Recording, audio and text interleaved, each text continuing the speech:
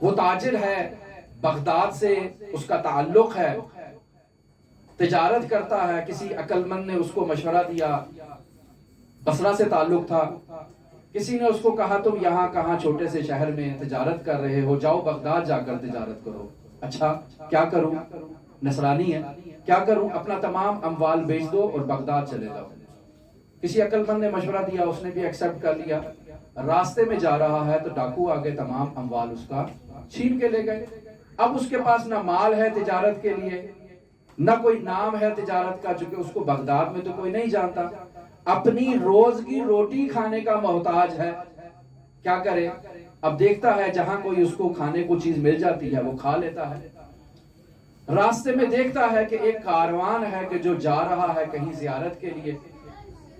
چلو ان کے سامان کی اگر حفاظت کی جائے، نگرانی کی جائے، خیال رکھا جائے تو 2 وقت کی روٹی تو مل جائے گی، کچھ نہیں بھی ملے تو.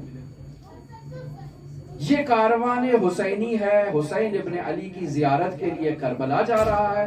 نصرانی کو بھی ساتھ لے لیا کہ ہمارے سامان کی حفاظت کرنا، کوئی علی بابا کوئی چور ہمیں آ کر نہ پڑ جائے. خوب ٹھیک ہے جی.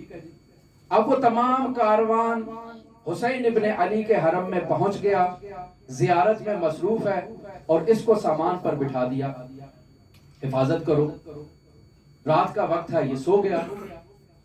عالم رؤیا میں مشاہدہ کرتا ہے کہ حسین ابن علی اپنی قبر اطہر سے باہر نکلتے ہیں اور اپنے زائرین کے دیوان کے اندر نام مکتوب کرنے والے شخص کو مخاطب قرار دیتے ہیں اور کہتے ہیں کہ جاؤ سب زائرین کے نام لکھ کے لاؤ.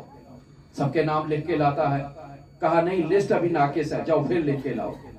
پھر جاتا ہے، لسٹ بنا کر لاتا ہے، پھر لسٹ ناقص ہے. امام حسین کہتے ہیں بار بار جو کہہ رہا ہوں کہ تم لسٹ ناقص لے کر آ رہے ہو، کامل کیوں نہیں لے کر آتے؟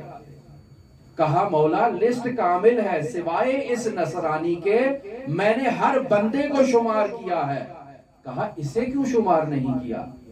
کہا یہ تو نصرانی ہے. کہا بے شک نصرانی ہو، کہاں کھڑا ہے یہ تو دیکھو.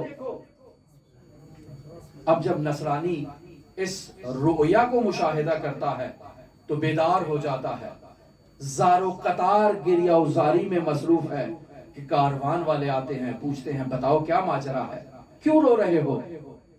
کہا یہ قبر سے ایک نورانی ہستی نمودار ہوئی اور اس نے مجھے اپنے زائرین کی فہرست میں شامل کر دیا. مجھے بتاؤ یہ کون ہے، ان کا تعارف کراؤ، میں ان کا کلمہ پڑھنا چاہتا ہوں اور ان کے آئین میں داخل ہونا چاہتا ہوں.